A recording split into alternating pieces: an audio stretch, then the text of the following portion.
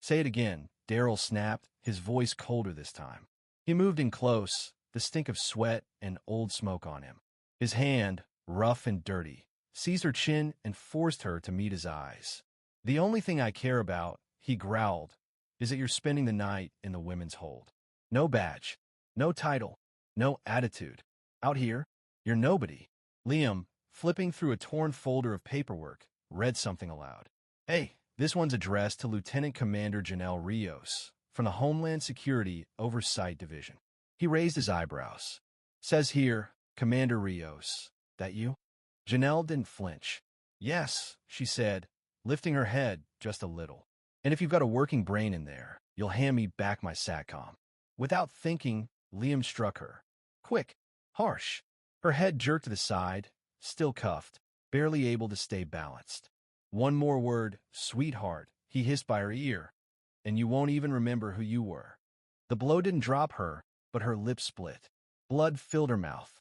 She didn't cry, didn't beg, but something inside her snapped. Not fear, not shame, but fury. Ice cold and surgical. You get it now? Daryl spat, crouching next to her. You're not in your little DC command post anymore. This is Route 18. My sector. My rules. Janelle slowly turned her eyes to the broken device in his hand. That SATCOM is a direct uplink, she said. You destroy that, and this mess you're creating? It won't go unnoticed.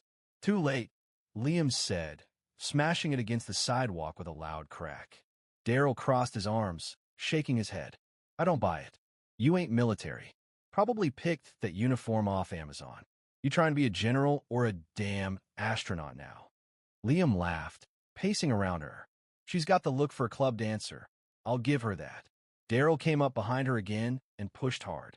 She fell to her knees on the hot asphalt, cuffs clinking behind her. Look at yourself, he sneered. Bleeding, dirty, and cuffed like the nobody you are.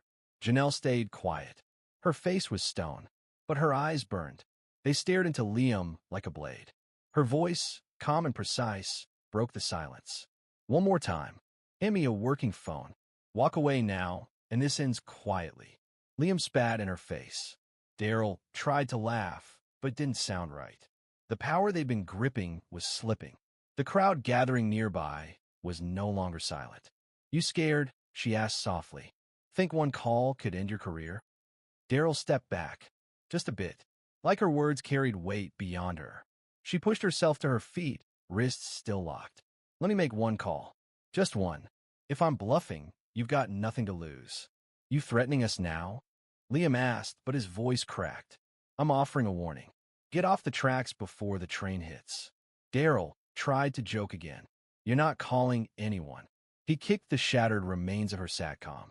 Janelle grinned. You're not the only one with tools.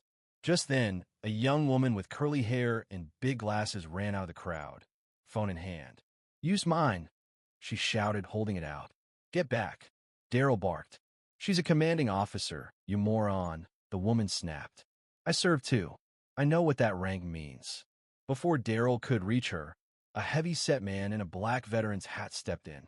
You touch her, he growled, and you'll need backup for yourselves. Janelle lifted her cuffed hands. The phone was placed against her ear.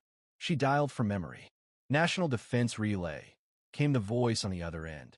Commander Janelle Rios. Code 713 Delta. Being held illegally by local enforcers. Eastway County. Mile marker 218, across from the Silverman gas station. Property destroyed. Secure lines breached. The onlookers grew quiet. Daryl froze. Liam turned pale. Possible targeted profiling, she added. Immediate extraction requested. Priority 1. Transmitting under duress. The voice responded instantly. Coordinates confirmed. Satellite locked. Visual trace activated. Hold position. Liam panicked and swatted the phone. It crashed to the ground. Too late. Someone in the crowd yelled, others filmed. Daryl cursed and backed away. Liam looked ready to bolt.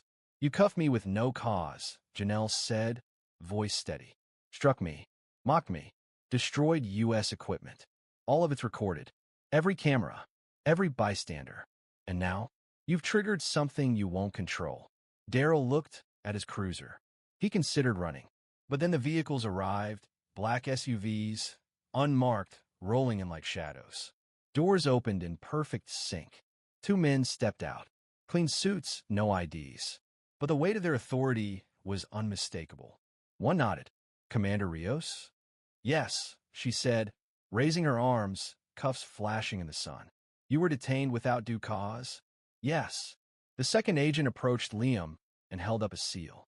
Liam Porter, you and your partner will now disarm yourselves. What? Who are you? Daryl croaked. Federal Security Division. He pointed at Janelle. You assaulted a senior operations officer. Pentagon affiliated. Strategic Intel Division. The agents removed her cuffs. Click. Janelle rubbed her wrists, skin raw. Liam raised his hands. We thought our vehicle was suspicious. You knew what you were doing, the agent snapped. Now stay put. Federal jurisdiction begins now. I never touched her. Daryl stammered. We just needed to confirm. Confirm. Janelle turned to him. You call me property. You humiliated me. That's confirmation. The second agent handed her a tablet. Emergency disciplinary protocol ready. File formal complaint. She looked at both men. They were sweating now. Hello. Not yet, she said. Both agents paused. I want them to feel it, she whispered. What's like to wait for the axe? To wonder every second if today is the day the floor caves in. Understood, the agent said, tapping the screen. A red icon pulsed. You'll remain here, one agent told them. JAG representatives are on their way. Charges to follow. Ow, how'd it happen so fast? Liam asked. Everything was recorded, and you assaulted a decorated officer. This is no misunderstanding. It's misconduct, racial bias, assault, and federal property damage. Janelle stood tall, blood on her lip, steel in her spine. I don't need to yell, she said. I have rank. I have truth. And I have time. The agent nodded. Your superiors have been notified. Civilian footage is under federal hold. Your body cams? You activated them yourselves. Daryl tried one more excuse. I was confused. Confused by what? Janelle snapped. My uniform? Or my skin? Liam closed his eyes. She didn't need to say more. She didn't destroy them. They did it themselves. A second black van pulled in. Two more agents. JAG. They took names. Stripped weapons. Confiscated badges. Right there. You were suspended without pay, the agent read. Pending investigation for federal misconduct. Daryl looked at the ground. Liam was shaking. Janelle watched. Calm. Silent. Unmoved. One agent approached. Would you like a secure escort? No, she said. I'll drive. Medical attention? No. What I need, she said, looking past them toward the road, is already happening. As the sun dipped below the trees and the black vehicles disappeared, Janelle Rios stood alone, cut, bruised, but whole. Unbroken. As the dust settled and the SUVs vanished beyond the tree line, Janelle Rios stood motionless, wounded but unmoved. She hadn't needed vengeance. She brought truth, and truth did the damage. The uniforms they wore, the badges they clung to, all of it meant nothing when power was abused and justice finally answered the call. For too long, people like Daryl and Liam operated in the shadows of assumed authority. But this time, the curtain had been pulled back and the spotlight didn't blink. It burned. Every second from here forward would be a countdown to accountability, not just for them, but for every enabler who believed silence was safe.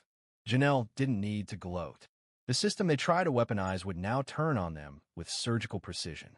The same tools they used to humiliate her would write their reports, build the case, and tear apart their careers piece by piece. She didn't smile. She didn't speak. She just walked toward her car, slow and steady, like a storm that had passed but left its mark. What she carried wasn't just rank or power, it was proof. And in a world where everyone watches, proof is the sharpest weapon of all.